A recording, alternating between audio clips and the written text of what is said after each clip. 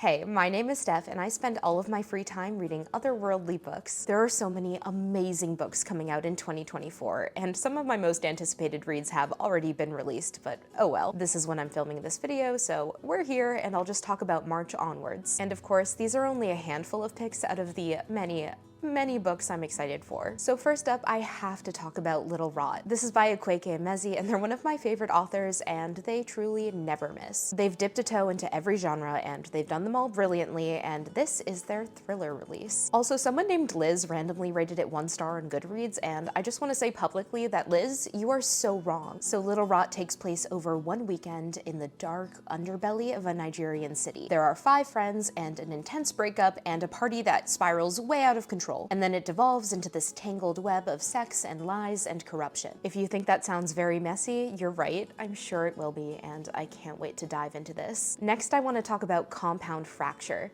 So this is by Andrew Joseph White, who is another favorite author of mine, and this is going to be another dark and twisty tale. There's always hope in his books, though. They always feel really empowering. So this is a gut-wrenching, queer Appalachian thriller that pulls no punches. There's a blood feud in this town, and the main character is a trans-autistic 16-year-old socialist. His name is Miles, and he sees a ghost and ends up accidentally killing a boy, one of the boys who has been hurting him. But then he learns that a lot of folks in Twist Creek have a bone to pick with the sheriff, who's kind of the big baddie. They're all very ready to break this cycle of cruelty. It's about the generational struggle between the rural poor and those who exploit them. It's gonna be visceral and gory, and it's not for the faint of heart, but if you're ready to immerse yourself, it'll end on a hopeful note. It's for every reader who's ready to fight for a better world. Next up, The Dead Cattail Assassins. This is a world that's filled with gods and, you guessed it, assassins. The Dead Cattail Assassins are not cats and they don't have tails, but they are dead.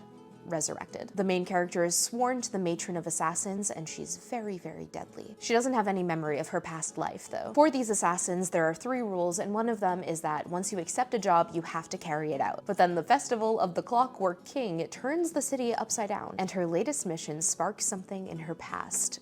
She doesn't know if she can kill this girl. I'm so excited for No One's Gonna Take Her Soul Away. The author pitches this as The Wiz as a horror novel mixed with Dante's Inferno. I mean, the main character was murdered and sent to the 7th layer of hell. She meets a vampire and a werewolf and a demon, all with their own quirks and goals. And together they have to travel the path of the damned, and go back through the 7 layers of hell and confront the god of the underworld. And it's hell, so you don't know who you can trust. This one is also queer. Next up is Night Owls, and I've been waiting for this one for what feels like forever. This is a sapphic Jewish fantasy about 2 Estries, which are female shape-shifting vampires. Clara vows that she'll never fall in love, and she spends her days working at an antique movie theater and her nights feeding on men. But her sister Molly has a secret girlfriend, and she's in love. And then there's the annoyingly cute box office attendant who has a very obvious crush on Clara. And when Molly's girlfriend disappears, the 3 of them have to work together to face the New York monstrous underworld. It's got mystery and romance and folklore, and it's all about those who have kept to the shadows far too long. Let's talk about the Stardust Grail. I really loved this author's debut, The Deep Sky, and so I'm pumped for this one. It's described as a thrilling anti-colonial space heist.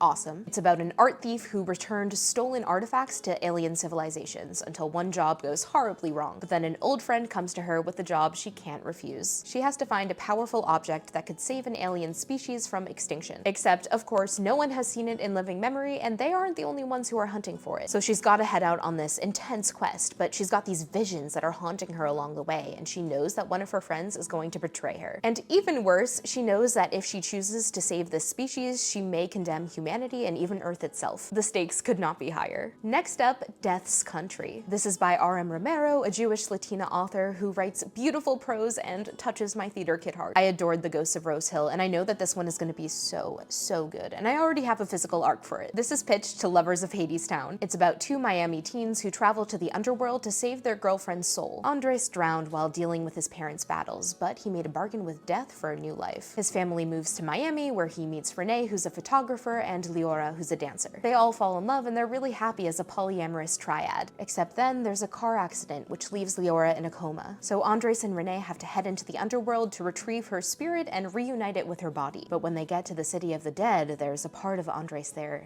that's waiting for him. It's called a masterpiece of magical realism and an ode to healing. Also, this is the second story about returning from hell. I love the theme. Last but far from least, I've got to talk about This Ravenous Fate. It's 1926 in Harlem, where the dance halls come to life, but death waits in the dark. In this version of Harlem, there are Reapers, which are vampires, and also Reaper hunters. Layla is a really young Reaper who was just turned 5 years ago, thanks to the betrayal of Elise. And Elise is the heir to the Reaper hunting empire. Now there are some Reapers that are turning part human again, and there are a lot of brutal killings. After Layla is framed, she's forced to work together with Elise, so they have to deal with their very intense feelings for each other while trying to uncover the truth. I mean, who can refuse a sapphic enemies to lovers vampire story? So those were just some of the many 2024 releases I'm super excited about. Let me know in the comments if there are any books you're looking forward to that I should add to my list. And I know I'm still building up my YouTube, but I also post very actively on TikTok and Instagram, and I'd love it if you found me there. And if you want to be part of my discerning but warm and supportive community, I invite you to join my bindery. We have a really fun Discord channel, and I'm also hosting all sorts of live events, and I post exclusive content. Thanks for sticking around, and I'll see you next time.